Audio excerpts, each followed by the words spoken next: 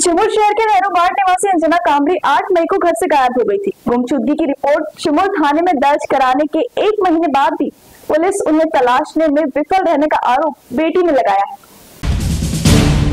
शिमूर शहर के नेहरू बाट निवासी 64 वर्षीय अंजना केशवराव कामड़ी 8 मई 2025 से घर से लापता है, जिनका सभी ओर तलाशने के बाद मां का पता नहीं लगने पर शिमूर पुलिस स्टेशन पे शिकायत दर्ज कराई, लेकिन 1 महीने बीतने के बाद भी मां की खोज निकालने में शिमूर पुलिस विफल रही, जिससे सर्वसामान्य की सहायता के लिए पुलिस प्रशासन द्वारा लापरवाही बरतने का आरोप लापता महिला की बेटी वंदना गिरटकर ने आयोजित पत्र परिषद में किया है। उस समय उन्होंने बताया कि लापता अंजना केशवराव कामड़ी शिमूर के नेहरू बाट निवासी है। माँ के साथ बड़ी बहन और उसका बेटा रहता है। बहन और बहन का बेटा सिंधेवाही में एक प्राइवेट नौकरी पर है। 8 मई की दोपहर 2 बजे लापता अंजना कामड़ी घर से बाहर निकली। बड़ी बहन शाम के समय जब घर लौटी तब मां घर में नहीं दिखने पर उन्होंने बहनों से रिश्तेदारों से संपर्क किया, परंतु कोई जानकारी नहीं मिली। सभी ओर खोज करने के पश्चात 9 मई को शिमूर पुलिस स्टेशन में शिकायत दर्ज कराई, लेकिन 1 महीने के बाद भी पुलिस मां को खोजने में विफल रही। पुलिस से संपर्क करने पर वे प्रयास जारी होने की जानकारी देकर मामले की ओर विलम्ब कर रहे हैं। इस संदर्भ में जिलाधिकारी, पुलिस अधीक्षक एवं पालक मंत्री को निवेदन सौंपा गया है। इस मामले में उपस्थित तीनों बहनों ने मां की संपत्ति अथवा जादू टोना के लिए अगवा करने का शक होने की जानकारी दी। इस पत्र परिषद में वंदना गिरटकर, ज्योत्सना इटनकर और अर्चना तड़स उपस्थित थे।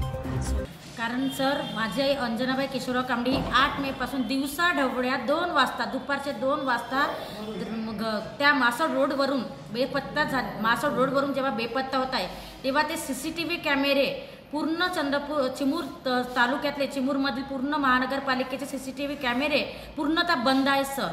आणि दिवसा ढवळ्या आई गेल्यामुळे ते कॅमेरे बंद असल्यामुळे आईचा थांग पत्ता लागत नाही किंवा पोलिसांनाही ते सहकार्य होत नाही त्या कॅमेऱ्याचं।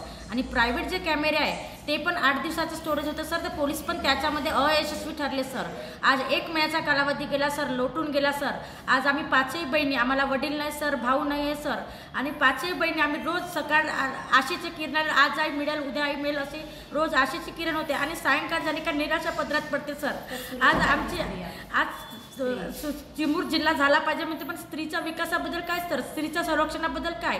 आज दिवसा ढवळ्या जेव्हा वृद्ध एक 62 वर्षाची महिला, वृद्ध महिला रस्त्यावरून बेपत्ता होत आहे सर, तर या अपहरणामध्ये घटनामध्ये पोलीस यंत्रणा पूर्णतः अयशस्वी ठरत आहे सर। आणि पीडित कुटुंबाने जेव्हा पोलिसांना तक्रार केली तर पोलीस सुद्धा 24 तासानंतर, आणि या 24 तासामध्ये सर माझ्या आईचं काही कमी जास्त झालं तर कोण, प्रशासन जबाबदार राहणार आहे का सर, किंवा SP सारखा पोलीस यंत्रणा जबाबदार राहणार आहे का? आता आम्हाला आमची आई जी आहे ती मिळत नाही, याला सर्वस्वी जबाबदार आहे महानगरपालिकेचे कॅमेरे, पोलीस यंत्रणा आणि सर्व सर। मला माझ्या आईला शोधून काढण्यामध्ये सगळे जिल्हा परिषद सगळे सर कारणीभूत ठरत आहे सर। हे जर कॅमेरे जर व्यवस्थित असते सर, चालू असते, तर कुठेतरी माझ्या आईचा थांगपत्ता लागला असता सर। अशा प्रकारे आम्ही खूप दुःख, आमच्या घरावर खूप दुःखाचा डोंगर कोसळला आहे, दुःखाचं संकट कोसळलं आहे।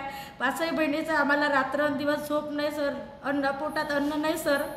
अशा व्यवस्थेत आमची आई, आम्हाला जो एकमेव सहारा होता, कुठे गेली असेल तर यासाठी तुम्ही काहीतरी सगळे लोक प्रयत्न करा सर, एवढीच आमची विनंती आहे सर। माझे 1 महिना 4 दिवस 5 दिवस लोटून गेलेले आहे, तरी पण तिचा कुठेही पत्ता लागत नाही, थांब पत्ता म्हणजे अजूनही तिला कुठं काही अजून आपल्याला ठोस सबूत नाही मिळालेलं आहे, आणि सगळे पोलीस प्रशासन हे शोधण्यामध्ये अपयशी ठरलेले आहे सर। आजपर्यंत म्हणजे त्यांच्याकडे आमच्या अपेक्षा होत्या, जेव्हा केव्हा त्यांना आपण प्रश्न विचारला जातो ते म्हणत आहे आमचा शोध सुरू आहे, आमचा शोध सुरू आहे, पण कुठपर्यंत शोध सर?